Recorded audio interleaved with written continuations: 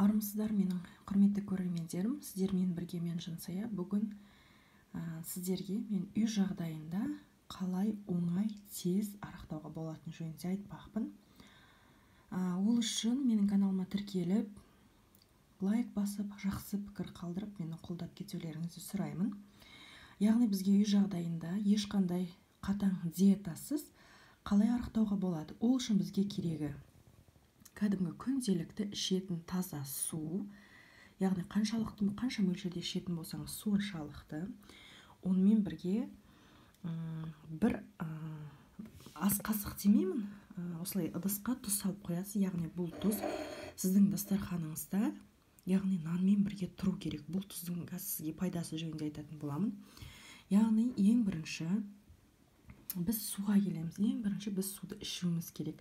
Яғни бұл суды ұйқыдан тұрғанда күнделікті жылы су ішесіз, және ол жылы қайнамаған ыстықтау су болады.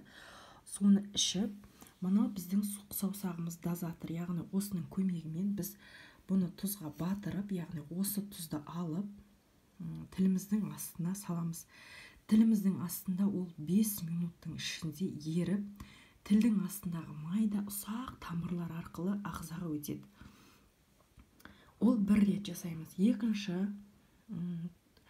түскі ас кезінде қайтадан су ішеміз. Өзімізге керегімізше суды ішіп болғаннан кейін қайтадан жаңағындай өзіміздің саусағымыз біздің дозаторымыз, соның көмегімен тұзды аламыз. Одан кейін тілдің астына саламыз ол тұзды.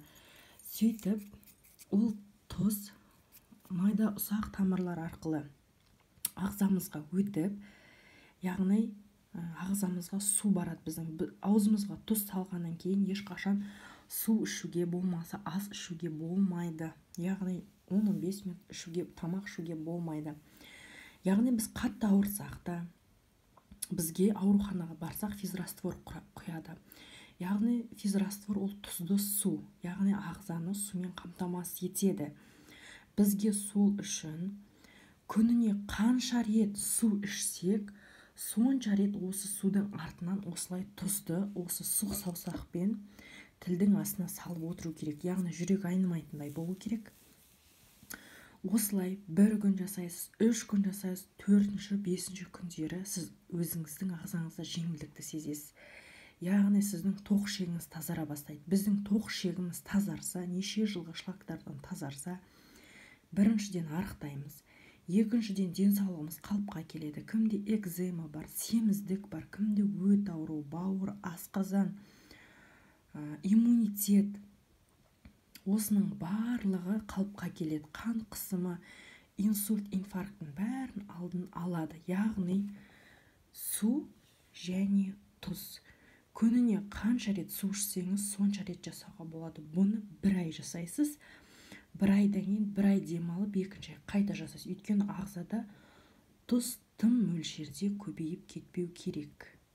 Назарларыңызға рахмет.